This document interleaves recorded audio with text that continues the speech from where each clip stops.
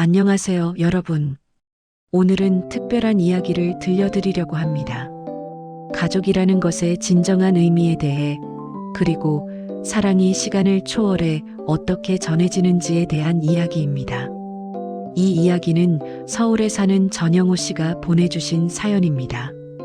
어쩌면 여러분도 비슷한 경험이 있으실지 모르겠네요. 준비되셨다면 함께 시작해 보겠습니다. 일부 할머니와의 추억.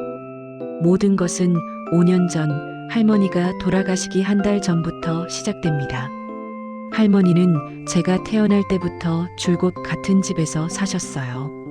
경상도 시골의 작은 한옥집이었죠. 마당에는 할머니가 직접 가꾸신 텃밭이 있었고, 대문 앞에는 오래된 감나무가 서 있었습니다. 어릴 때 저는 방학만 되면 할머니 댁으로 달려갔어요. 부모님이 모두 일하시느라 바쁘셨거든요. 할머니는 항상 제가 가는 날을 손꼽아 기다리셨죠. 언제나 제가 좋아하는 된장찌개를 끓여놓고 기다리고 계셨습니다. 할머니의 손은 언제나 거칠었어요. 평생 농사일을 하신 탓이죠. 하지만 그 거친 손으로 제 머리를 쓰다듬어 주시면 세상 어떤 것보다도 부드럽게 느껴졌습니다. 할머니는 요리하실 때마다 이런저런 이야기를 해주셨어요. 된장찌개를 끓일 때는 된장을 너무 많이 넣으면 안 된다고, 적당히 넣어야 구수한 맛이 난다고 말씀하셨죠. 당시에는 그냥 할머니의 잔소리려니 했는데, 지금 생각해보면 모든 게 소중한 가르침이었어요. 할머니는 80세가 넘으셨는데도 매일 새벽에 일어나 밭에 나가셨어요. 더운 여름날에도 마찬가지였죠. 제가 왜 이렇게 더운데 밭일을 하시냐고 물어보면 할머니는 땀 흘려서 기른 것이라야 맛있다고, 그냥 사서 먹는 것은 맛이 없다고 말씀하셨습니다. 저는 그런 할머니가 그저 대단하다고만 생각했어요. 밤이 되면 할머니는 마루에 앉아 저에게 옛날 이야기를 들려주셨어요. 할머니가 젊을 때의 이야기, 6.25 전쟁을 겪었던 이야기, 할아버지를 일찍 여의고 혼자서 자식들을 키워내신 이야기들. 할머니의 인생 이야기는 언제나 파란만장했어요. 하지만 할머니는 힘든 이야기를 하실 때도 항상 미소를 잃지 않으셨죠. 그리고 마지막에는 언제나 이렇게 말씀하셨어요. 그래도 손주들 때문에 할머니는 행복하다고, 손주들이 이렇게 잘 자라주니까 행복하다고 말이에요.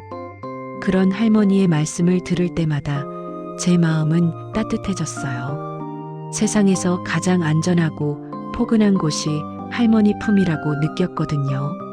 이부 할머니의 변화. 하지만 시간은 누구에게나 평등하죠. 할머니께도 노아의 그림자가 서서히 다가오고 있었습니다. 처음에는 작은 것들부터였어요. 할머니가 뭔가를 하려다가 갑자기 멈추시고 어리둥절해 하시는 일이 생겼죠.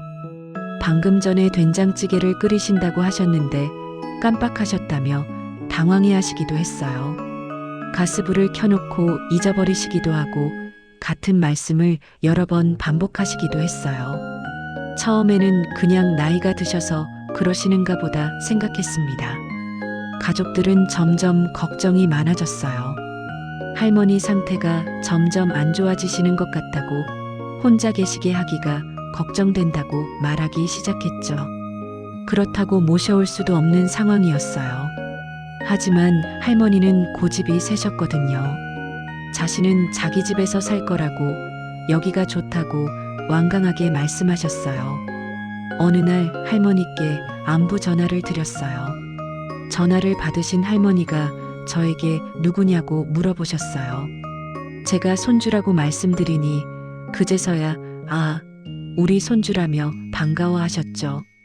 언제 와서 할머니 얼굴 좀 보고 가겠냐고 물어보셨어요. 그 순간 제 가슴이 먹먹해졌어요. 할머니가 제 이름을 기억하지 못하신다는 것을 깨달았거든요. 그동안 그렇게 아껴주셨던 손주의 이름을 까먹으실 정도로 할머니의 기억력이 나빠지신 거였어요. 결국 가족들이 할머니를 모시고 병원에 갔어요. 의사 선생님은 치매 초기 단계라고 진단하셨습니다. 아직 일상생활은 가능하지만 점점 기억력이 떨어질 거라고 하셨어요. 그 말씀을 듣는 순간 모든 가족들의 얼굴이 굳어졌어요. 우리 모두가 예상은 하고 있었지만 막상 의사의 입에서 나오는 진단명을 들으니 현실감이 확 다가왔거든요. 할머니께는 병원에서 뭐라고 했는지 여쭤봤어요. 할머니는 잘 모르겠다고 할머니가 아픈 건지 물어보셨어요. 할머니는 자신의 상황을 제대로 이해하지 못하셨어요. 어쩌면 그게 더 다행이었을지도 모르겠어요. 그 이후로 할머니는 조금씩 변해가셨어요. 예전만큼 요리를 잘하지 못하시고 반일도 자주 잊어버리셨죠. 가끔은 낮과 밤을 헷갈리기도 하셨어요. 하지만 한 가지는 변하지 않았어요. 저를 보시면 여전히 기뻐하신다는 것이었죠. 비록 제 이름은 가끔 까먹으셔도 저를 향한 사랑만큼은 변함없으셨어요. 할머니가 뭔가 해줄까 하시며 저를 반기실 때마다 제 마음은 복잡해졌어요. 산부 할머니의 마지막 한 달. 할머니가 돌아가시기 한 달 전이었어요. 평소보다 더 자주 할머니를 찾아뵙기로 했죠. 할머니의 기억력은 더욱 나빠지셨어요. 오늘 뭘 했는지도 잘 기억하지 못하셨죠. 하지만 이상하게도 아주 오래된 이야기들은 또렷하게 기억하셨어요. 그날 할머니는 평소보다 더 많은 이야기를 해주셨어요. 할머니가 20살 때 할아버지를 처음 만났던 이야기, 그때 할아버지가 얼마나 잘생겼었는지에 대한 이야기들을 해주셨어요. 할머니의 눈에는 그때의 추억이 생생히 떠오르는 것 같았어요. 그리고 할아버지가 돌아가시기 전에 할머니에게 했던 말을 들려주셨어요.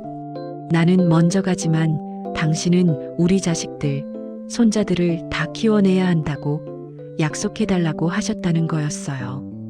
그래서 할머니가 여태까지 산 거라고 하셨어요. 그 말씀을 들으며 제 눈에서 눈물이 흘렀어요. 할머니가 왜 우냐고 물어보시자 할머니 이야기가 슬퍼서라고 대답했어요. 할머니는 슬퍼할 거 없다고, 할머니는 행복하게 살았으니까 괜찮다고 말씀하시며 저를 달래주셨어요.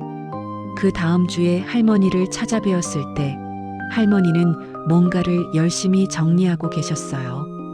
그냥 정리 좀 하는 거라고 하시면서 오래된 상자들을 꺼내서 하나하나 살펴보고 계셨어요. 그 안에는 가족 사진들, 편지들, 그리고 여러 가지 추억의 물건들이 들어 있었죠. 할머니는 그 중에서 제가 어릴 때 할머니께 그려드린 그림을 꺼내 보여주셨어요. 초등학교 때 그린 어설픈 그림이었는데 할머니가 그것까지 소중히 간직하고 계신 걸 보고 또 한 번 울컥했어요. 그때 할머니가 저에게 부탁할 게 있다고 하셨어요. 만약 할머니가 저를 못 알아보게 되더라도 가끔씩은 와서 얼굴 보여달라고 하셨어요. 할머니가 기억하지 못해도 마음으로는 알 테니까 말이에요. 그 말씀을 들으며 저는 이미 할머니가 무언가를 예감하고 계신다는 걸 느꼈어요. 저는 할머니께 꼭 자주 뵈러 오겠다고 약속드렸어요. 그로부터 일주일 후 할머니가 갑자기 쓰러지셨다는 연락을 받았어요. 병원으로 달려갔을 때 할머니는 의식을 잃은 채 누워 계셨어요.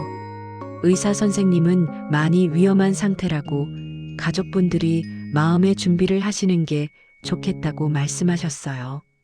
가족들이 모두 모여 할머니 곁을 지켰어요. 제가 할머니께 제 이름을 불러드렸을 때 할머니는 눈을 뜨지 못하셨지만 제 목소리를 듣고 손가락이 살짝 움직이시는 것 같았어요. 그리고 3일 후 할머니는 조용히 우리 곁을 떠나셨습니다. 마치 모든 가족이 지켜보는 가운데서 편안하게 잠드시는 것처럼 말이에요. 사부 할머니의 마지막 선물. 할머니가 돌아가신 지 일주일 후였어요. 가족들이 모여 할머니 집을 정리하고 있었어요. 모든 게 할머니의 추억으로 가득했죠. 할머니가 쓰시던 물건 하나하나가 모두 소중한 추억이었어요. 그때 큰아버지가 할머니 방 장롱 깊숙한 곳에서 오래된 상자 하나를 발견하셨어요. 상자를 열어보니 그 안에는 편지 봉투들이 가득했어요. 각각의 봉투에는 가족들의 이름이 적혀 있었죠. 아버지께, 어머니께, 큰아들에게, 둘째 아들에게, 며느리들에게, 그리고 사랑하는 손주에게. 제 이름이 적힌 편지를 받아들고는 손이 떨렸어요. 할머니가 언제 이런 편지들을 준비해 두셨을까요? 편지를 열어보았습니다.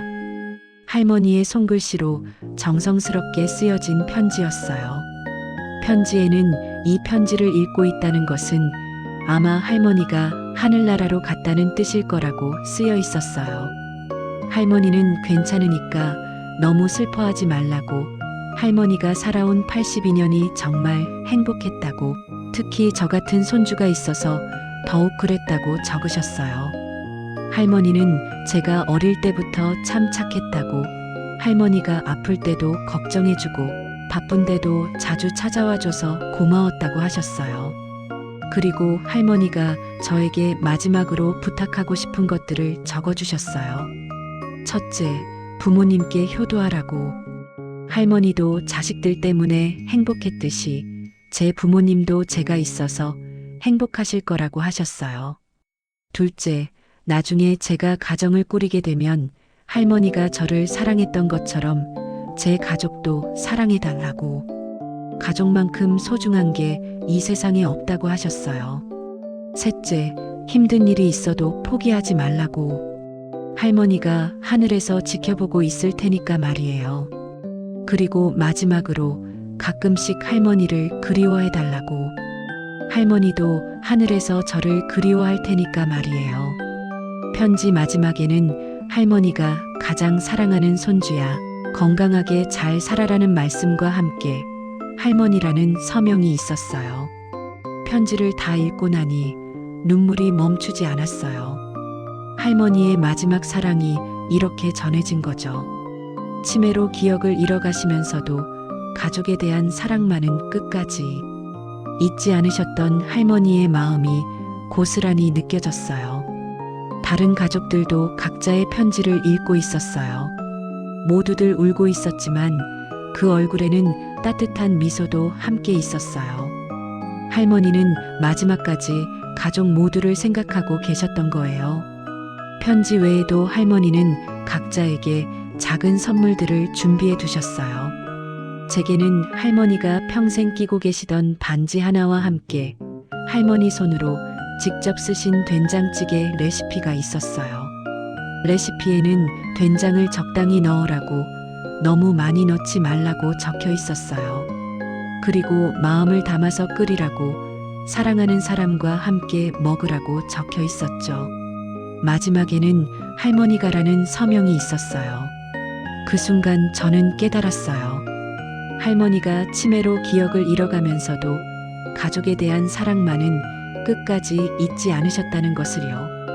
오히려 기억을 잃어가는 과정에서 더욱 간절하게 우리에 대한 사랑을 표현하려 하셨던 거예요. 이제 할머니가 돌아가신 지 5년이 흘렀습니다. 지금도 가끔 할머니의 레시피로 된장찌개를 끓여요. 할머니 맛은 못 내지만 그래도 할머니가 남겨주신 사랑의 맛을 느낄 수 있어요. 된장찌개를 끓일 때마다 할머니가 저에게 해주셨던 말씀들이 생각나요. 그리고 할머니의 당부대로 부모님께 더 자주 안부를 묻고 가족들과 더 많은 시간을 보내려고 노력하고 있어요. 할머니가 가르쳐 주신 대로 가족만큼 소중한 건 이 세상에 없다는 걸 매일매일 느끼며 살고 있어요. 가끔 할머니 산소를 찾아뵈면 여전히 할머니가 옆에 계시는 것 같아요. 할머니께 근황을 말씀드리고 잘 지내고 있다고, 할머니가 가르쳐 주신 대로 살려고 노력하고 있다고 말씀드려요. 할머니가 남겨주신 반지를 끼고 있으면 할머니의 따뜻한 손길이 느껴지는 것 같아요. 그리고 힘든 일이 있을 때면 할머니가 하늘에서 지켜보고 있다는 생각에 힘이 나요. 여러분, 가족의 사랑은 시간이 지나도 심지어 그분들이 우리 곁을 떠나신 후에도 계속됩니다. 사랑하는 사람의 기억은 사라질 수 있지만 그 사랑 자체는 영원히 우리 마음속에 남아 있어요.